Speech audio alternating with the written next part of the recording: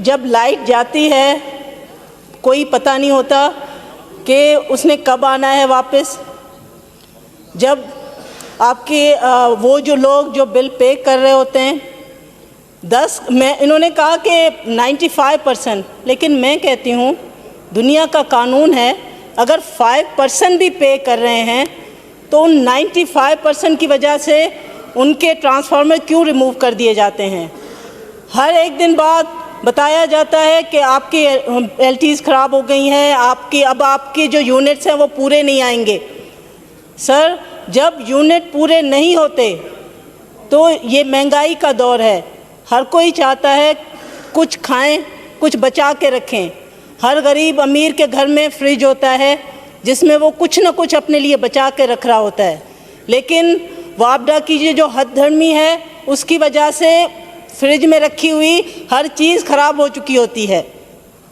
جب بھی کہیں بھی وابڈا کا لائٹ کا بریک ڈاؤن ہوتا ہے اس کے بعد وہ صرف لائٹ کا بریک ڈاؤن نہیں ہوتا. ندا صاحبہ، علی صاحب اپنی چیئر کی ڈائریکشن ٹھیک کر لیں ذرا. اس علاقے میں موجود بیمار لوگ جنہیں ضرورت ہوتی ہے آرام کرنے کی، اس علاقے میں موجود بچے جنہیں اسکول جانا ہوتا ہے، اسی علاقے میں موجود وہ عورتیں جنہیں اپنی زندگی کے گھر کے سارے کام کرنے ہوتے ہیں. بالکل جمیل صاحب نے بالکل صحیح کہا کہ پوری زندگی متاثر ہو جاتی ہے. صرف پانی جس پہ پوری زندگی ٹکی ہوئی ہے وہ بند ہو جاتا ہے، آپ کے مزاج چینج ہو جاتے ہیں. پورے دن اگر کہیں پہ لائٹ نہ آئے یا لائٹ خراب ہو جائے یا آپ نے جو دورانیہ دیا ہوا ہے وہ لازمی لمبا ہی ہونا ہوتا ہے وہ لمبا ہو جائے، اس کے بعد آپ کی سائیکولوجی پہ اس کا کیا اثر ہوتا ہے؟ وہ گھر میں موجود جو لوگ ہیں، عورتیں ہیں، بچے ہیں، ان کی صحت پہ کیا اثر ہوتا ہے؟ کہنے کا مطلب ہے کہ یہ صرف بلنگ یا جو الیکٹریسٹی کی ہے ڈسکنیکٹیوٹی کی بات نہیں ہو رہی. مسئلہ یہ ہے کہ اس سے ہماری زندگیاں متاثر ہو رہی ہیں، اور یہ کسی خاص طبقے کی زندگی نہیں بلکہ ہر طبقہ جو جہاں تعلق رکھتا ہے اسی زندگی خراب ہو رہی ہے. سر جی آپ کہتے ہیں کہ ہم چوری کر رہے ہیں، لائٹ کی بجلی کی چوری کر رہے ہیں، لیکن کوئی بھی سویلین کوئی بھی انسان اسے نہیں پتا کہ کنڈا کیسے لگایا جائے گا.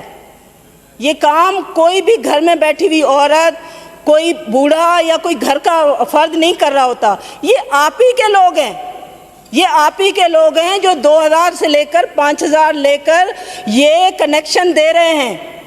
یہ آپ ہی کے لوگ ہیں جنہوں نے بل کی جگہ پہ ریسپٹ بنائی ہوئی ہیں اور وہاں پہ پیمنٹ کر رہے ہیں. یہ آپ ہی کے لوگ ہیں جو بل کی جہاں پہ تاریخ ختم ہونے سے 2 دن پہلے بل پکڑا کے چلے جاتے ہیں.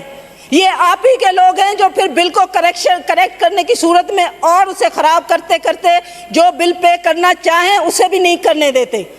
سر جی کوئی بھی نہیں چاہے گا کہ اس کے گھر میں پریشانی ہو.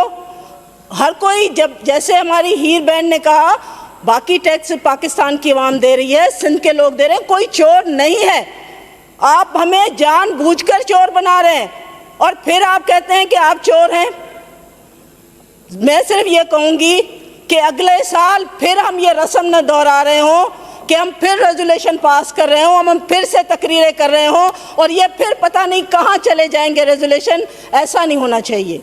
یہ بس ہو گئی، اب حد ہو گئی.